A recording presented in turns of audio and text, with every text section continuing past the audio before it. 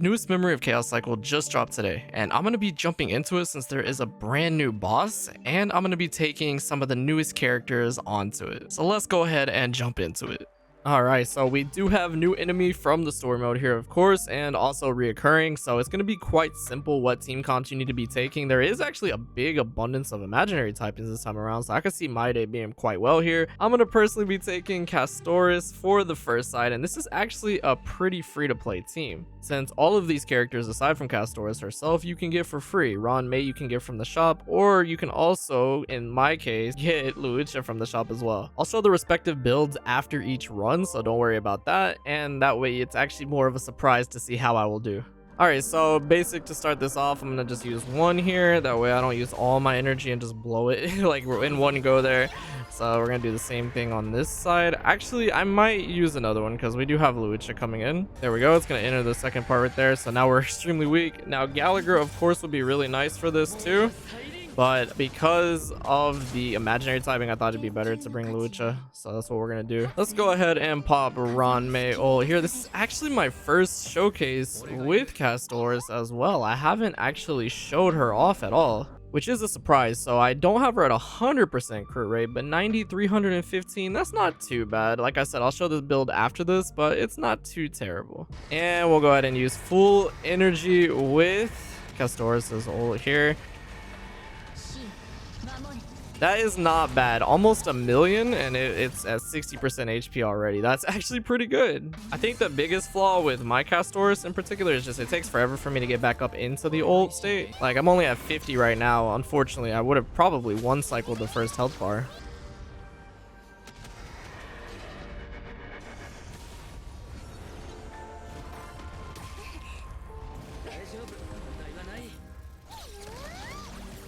Alright, so let's go ahead and advance action forward. Castoris there, obviously having Trailblazer with her is just so amazing. Such a good character for both sides, honestly. Now we'll refresh with Ron May. Oh, actually, I don't have Dance on my Ron May. If I would have brought that this time around, it would have been actually a little bit quicker too. Alright, there we go. We're going to use all our energy this time. We should... Okay, yeah, we're definitely going to hit over a million, right? 931,000. It's always so close, but that's really good. So yeah, this run's pretty much over. I mean, this boss is kind of a pushover if you have Castoris. All right, is this gonna get me to the ult? It should, right? Yeah, there we go. Okay, so I don't know if we can finish this within this cycle, but I'm gonna try my best.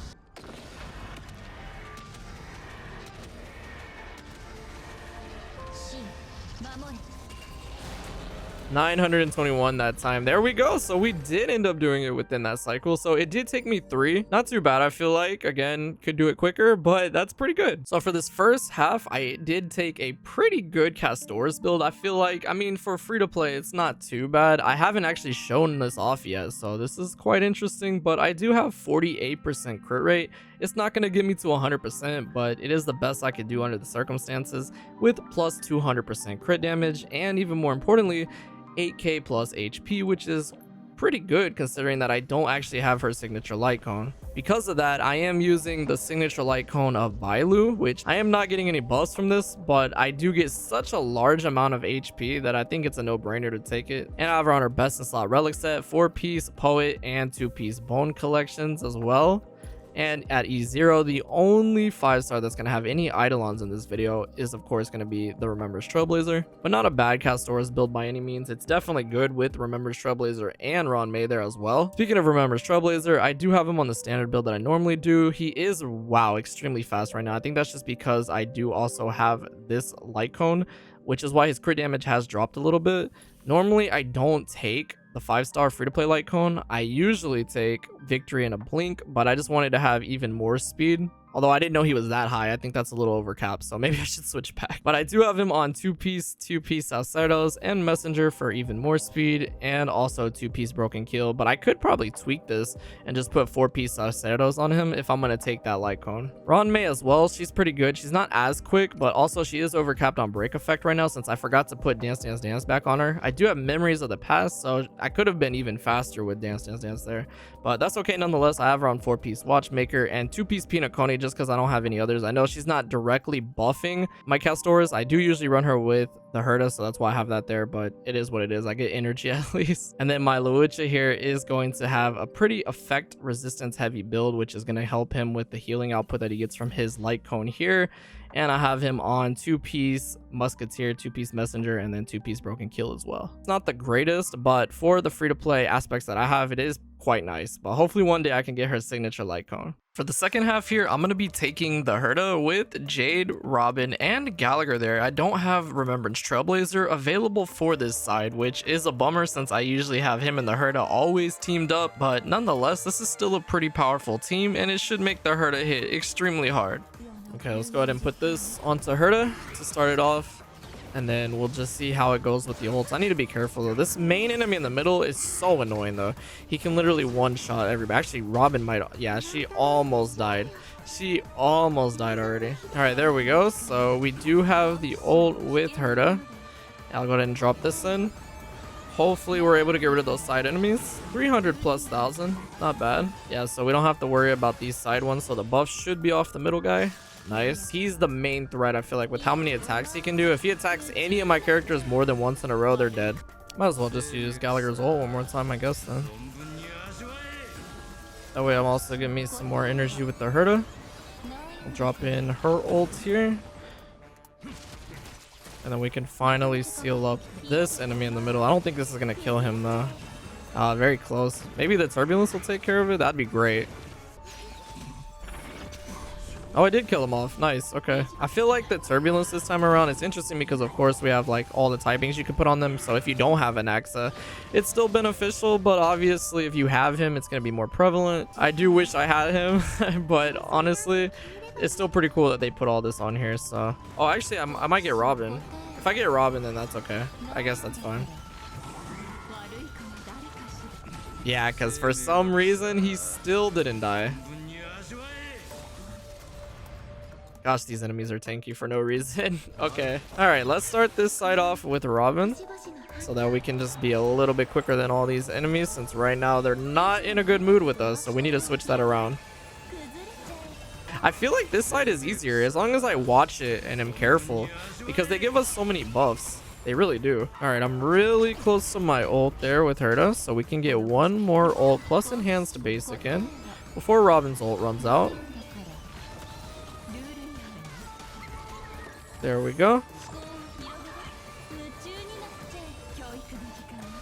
Alright, so I think what I'm going to do is I'm going to save Gallagher's ult. I could either save Robin's to start the rotation off like how I did here when they get their turn on the second phase, but I think I'll just save Gallagher's instead. Alright, there we go. So this ult plus the enhanced skills should be enough to kill off for sure and get us... Actually, we might not need the enhanced skill here. Alright, so they're all being nice to us now. We're going to go ahead and get everything back. I'm going to wait for their round of attacks to use Gallagher since we're good on heals right now anyway.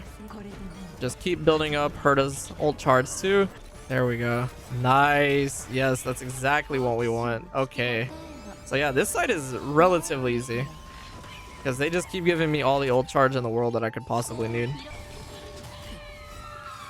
Alright, now I'm going to go ahead and use Gallagher's ult because I knew that those round of attacks were going to come in. So let's go ahead and do this. That way we can heal up. There we go. Nice. Okay, yeah, so not a problem. I just had to be a little bit careful there. I was just scared since I knew that a bunch of those were going to be coming in. But it's not anything to worry about. So yeah, this is pretty much it for this run. What can I say? It's actually really fun because of how many buffs they give you. It's crazy. I feel like it's a lot more enjoyable than the Apocalyptic Shadow version. And there we go. So that is going to do it for the newest Memory of Chaos second half right there. I feel like it's easier actually than the first node was. I mean, it depends. My Castors, she gets the job done for sure. What I like about the second side is because you kind of just turn your brain off and you kind of just play. Like on the first side, you can do that too because it's only one enemy, but like Herta she absolutely slays over here. For the second half, of course, the Herta, I do have an improved Herta build here, and it is actually not done yet, but it is a lot better than it was before. So I have her at 88% crit rate and 140 nearly crit damage, which is not bad at all. I am using this light cone on her right now because I have been doing a lot of pure fiction, but I still think it's helpful on this phase too, because there are going to be 5 enemies at all time on that second wave. And I'm running her, of course, on her best in slot 4-piece Scholar and 2-piece Rudolin Arena. E0, of course, as I said, remember Trailblazer is the only one that's going to be at that. Not bad. My Herta's build has definitely improved, but with her light cone coming back around very soon, I think I can increase it even more, especially because I don't have a crit damage body on her. For my Jade, I am running a pretty mediocre build. I won't even lie to you. She does have a high amount of attack, but 57-126 is not a good crit ratio, even though she does have Genius's Repose here. And I have her on 4-piece Ash Blazing and 2-piece Duran there. Not too bad, but she's not helping out too much with the damage, just mostly building up energy for my Herta. Robin, on the other hand, I do have her on a pretty free-to-play one. She's at almost 4,000 attack here. I am running her with For Tomorrow's Journey. I do sometimes use Bronia's, but I'm not getting enough energy with this light cone, unfortunately, but I do have more attack, so I guess that evens out. And I have her on 2-piece attack, and then of course Lushaka there instead of Sprightly, because I don't really have a good Sprightly one for her.